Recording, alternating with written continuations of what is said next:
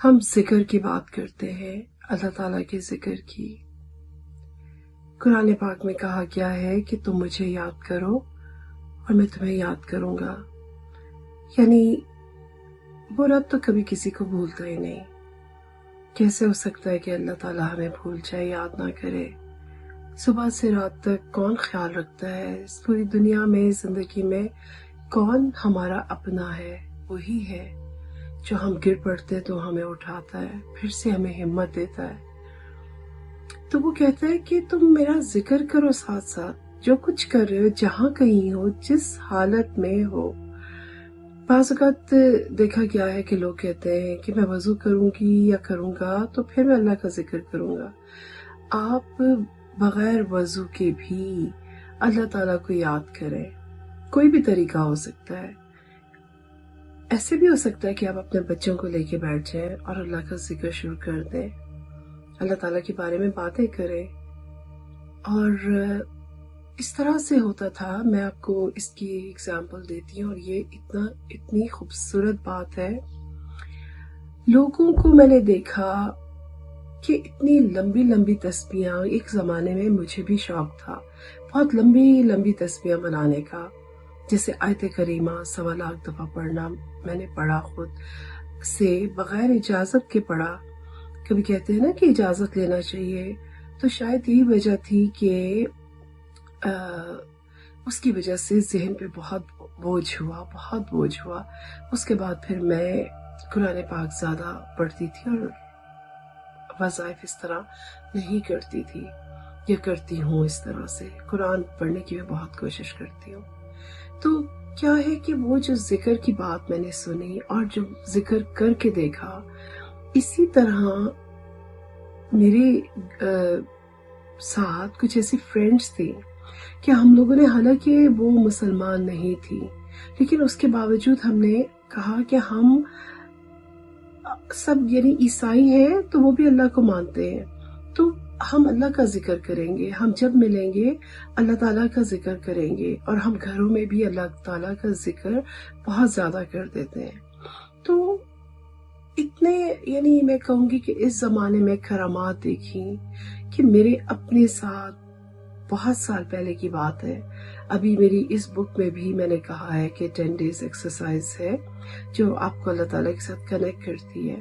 اس میں معجزات تو میں نہیں کہوں گی کہ معجزات انبیاء کے ساتھ ہوتے ہیں، ایسی کرامات ہوئیں، جتنا ذکر زیادہ کیا اتنی زیادہ کرامات۔ کبھی ایسا لگتا تھا کہ جیسے آپ ابھی بیٹھے ہیں اور آپ دل چاہ رہا ہے کہ میں کچھ نمکین کھاؤں یا کچھ میٹھا کھاؤں، تو ایسا لگتا تھا جیسے کوئی ابھی بیل بجے گی، کوئی لے کر آ گیا، اور واقعی ایسا ہوا کہ آپ کو اللہ تعالیٰ نے کوئی سبب بنا دیا۔ تو اسی طرح ہم لوگ جب ملتے بھی تھے تو پھر ہم اللہ تعالیٰ کی بات کرتے تھے، اور پھر ساتھ میں، ابھی یہ صرف ایک بندے کا ایکسپیرینس نہیں، اسی طرح میں نے بہت گروپس میں کرنے کی کوشش کی، مسلمان لوگوں کے ساتھ بھی۔ تو اس طرح سے لگتا تھا کہ جیسے ہمیں جو چاہیے، جتنا ہم زیادہ ہم ذکر کر رہے ہیں، تسبیحات کر رہے ہیں، اس کا نام لے رہے ہیں، وہ اتنا زیادہ ہم سے کنیکٹ ہے، اور اتنی زیادہ ہماری مشکلات آسان ہو رہی ہیں، یا جو ہم چاہ رہے ہیں اس سے بڑھ کے ہو رہا ہے۔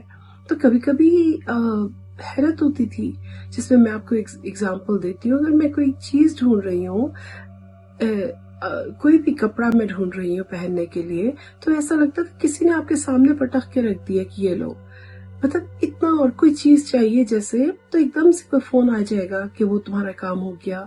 یعنی اس قدر پروردگار کا ویسے بھی ذکر، ہم کسی مقصد کے تحت اس دنیا میں آئے ہیں، لیکن اگر آپ اذکار کو، ذکر کو، تسبیحات کو، قرآن مجید کو اپنی زندگی میں شامل کر لیں گے، اس کو ہر وقت، یعنی آپ بات بھی کسی سے کر رہے ہیں نا، تو آپ کا دل اور دماغ بالکل گھنٹے کی طرح، جیسے میں زیادہ تر یا اللہ ہو اس طرح سے بات بھی کر رہی ہوں، تو دل میں ایک گھنٹے کی طرح بج رہا ہے، پلک جھپکتے ہیں اس طرح سے اللہ تعالیٰ کا کوئی بھی نام جو آپ کو لگتا ہے کہ آج میں یہ نام لیتی ہوں، اور آپ سارا دن اس کو کوشش کرتے رہے، وہ ہوگا یہ کہ شروع میں 1 2 3 دن میں آپ کو بیچ بیچ میں بھولے گا، پھر دوبارہ سے شروع کر دیں، لیکن 2 3 دن کے بعد آپ ایک ایسی کیفیت طاری ہو جائے گی کہ جیسے آپ بہت مسرور ہو گئے، آپ کو دل اتنا خوش ہوگا، آپ کو لگے گا کہ آپ بہت خوش قسمت ہے،